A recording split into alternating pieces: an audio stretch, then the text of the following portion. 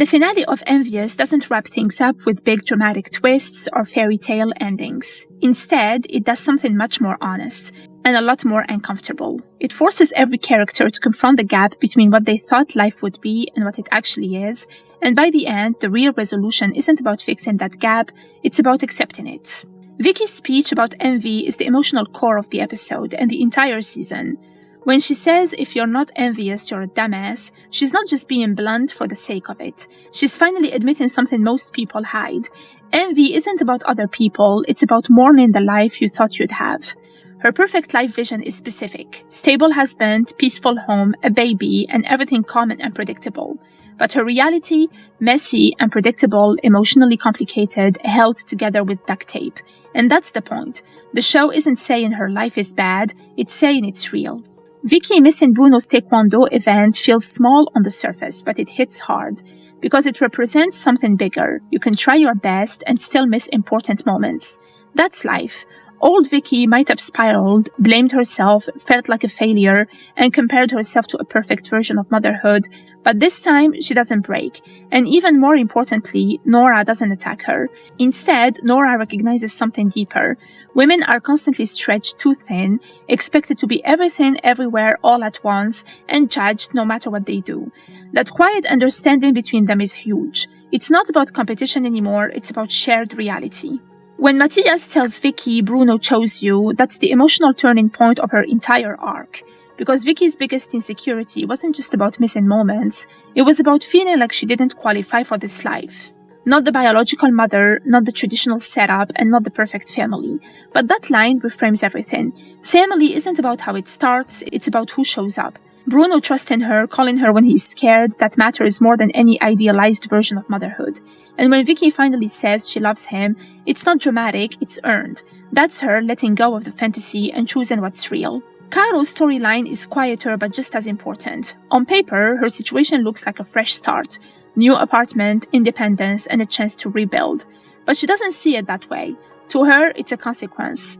A reminder that her relationship failed, her life didn't go as planned, and even the money she has is tied to her past. So when she ends up calling Fermin and then sees he's with someone else, it hits hard, because she's not over him. The kiss they share later, it's not closure, it's confusion.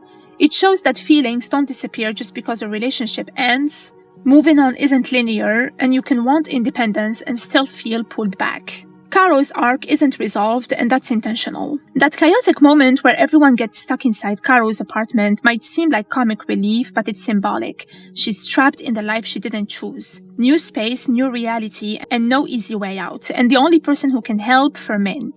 The past she's trying to separate from. It's a subtle way of showing you can't just move on physically, emotionally it takes longer. By the end, Vicky's therapist suggests reducing sessions. On the surface, it's a small moment, but it actually signals something huge. She's no longer stuck analyzing her life, she is starting to live it. Earlier in the season, Vicky overthought everything, compared constantly, and measured herself against impossible standards. Now she's present, still imperfect, still figuring things out, but no longer trapped in the idea that she is failing. The title of the show comes full circle in the finale. At first, envy feels like a flaw. Jealousy, bitterness, and comparison.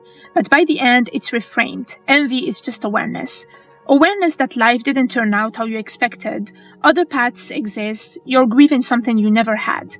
And instead of pretending that feeling doesn't exist, the show leans into it. Because once you acknowledge it, you can finally let it go. No one gets a fairy tale resolution. Caro is still emotionally tied to her past, Vicky is still figuring things out, relationships are still messy, and life is still unpredictable. But something does change. Their expectations. They stop chasing the perfect family, the perfect timing, and the perfect version of themselves, and start accepting what they actually have. The finale of Envious isn't about fixing broken lives, it's about realizing they were never broken, just different from what was expected. By the end, Vicky accepts her unconventional family, Caro begins facing her reality honestly, Nora gets recognition instead of judgment, and relationships shift from conflict to understanding. And the biggest takeaway, the perfect life was always an illusion. What replaces it isn't ideal, it's messy, complicated, and sometimes disappointing. But it's also real, chosen, and in its own way enough. And that's the quiet, powerful truth the finale leaves you with.